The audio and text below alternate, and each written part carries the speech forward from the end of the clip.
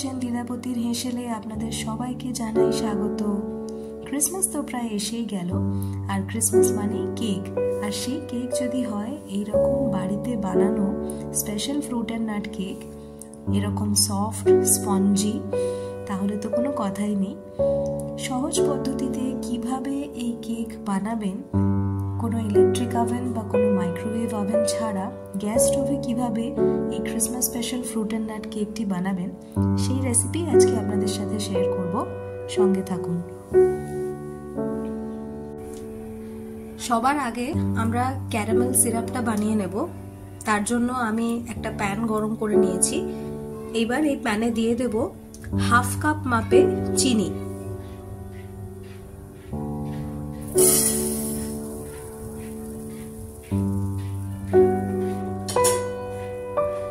Medium ফ্লেমে আমরা আস্তে আস্তে চিনিটাকে নাড়তে থাকবো যতক্ষণ না একটা সোনালী বাদামি রঙের ক্যারামেল তৈরি হচ্ছে।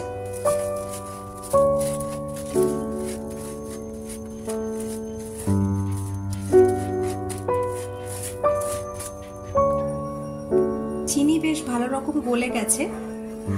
এবার লো ফ্লেমে যতক্ষণ না এই চিনিটা একটা সোনালী বাদামি রঙের ক্যারামেলে পরিণত হচ্ছে আমাদের লাগাতার চালিয়ে যেতে হবে।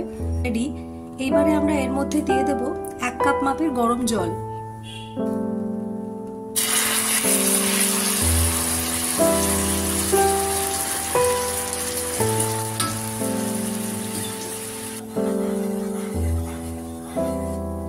এই ক্যারামেল সিরাপের মধ্যে দিয়ে দিচ্ছি 2 টেবিল চামচ টুটি ফ্রুটি।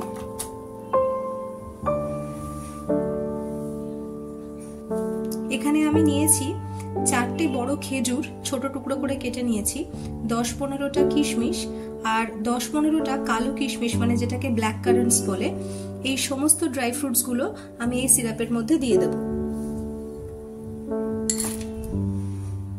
ড্রাই ফ্রুটস গুলো এই ক্যারামেল সিরাপে একটু ফুটতে দেব।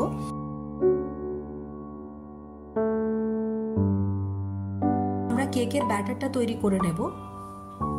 একটা বড় পাত্রে সবার প্রথমে নিয়ে নেব 1/4 কাপ সাদা তেল, 1/4 কাপ দুধ,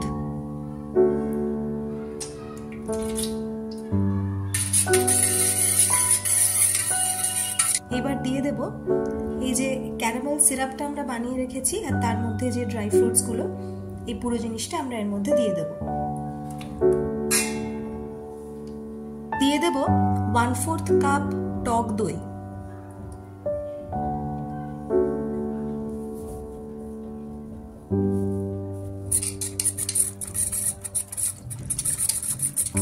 এবার দিয়ে দেব vanilla extract 1 teaspoon vanilla.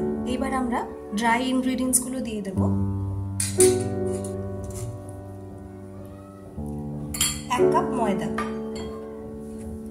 1 teaspoon baking powder, 1/4 teaspoon baking soda. এখানে আমি জায়ফল গুঁড়ো করে রেখেছি 1/4 টিস্পুন, এটা দিয়ে দেব। এবারে সব ভালো করে মিশিয়ে নেব।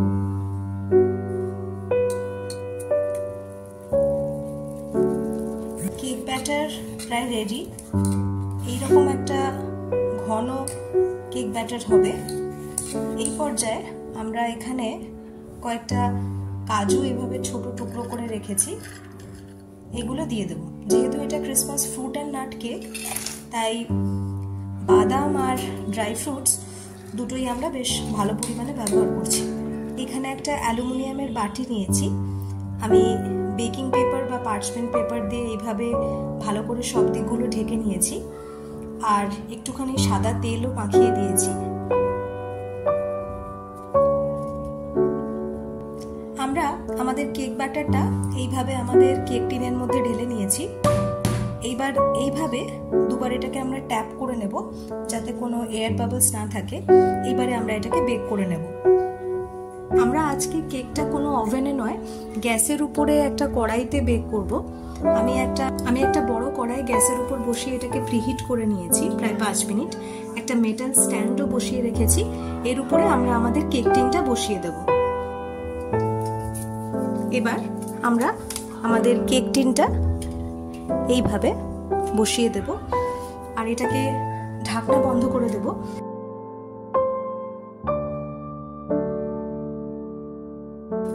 প্রায় 45 মিনিট হয়ে গেছে আমরা কেকটা বেক করেছি। এইবারে আমরা কড়াইয়ের ঢাকনাটা খুলে দেখে নেব।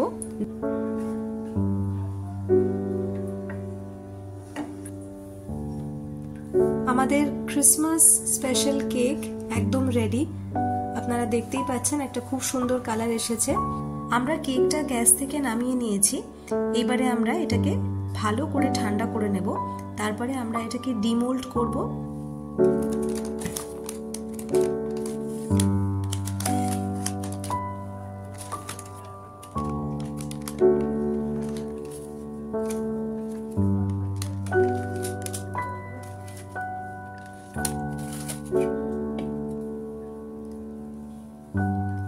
আমাদের ক্রিসমাস স্পেশাল কেক একদম রেডি।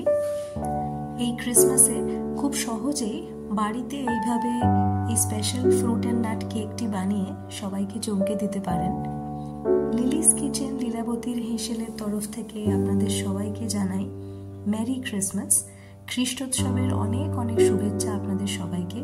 খুব ভালো কাটুক এই সময়টি। লিলিস কিচেন লীলাবতীর হেঁসেলে আজ এইটুকুই। ভালো থাকবেন। ধন্যবাদ।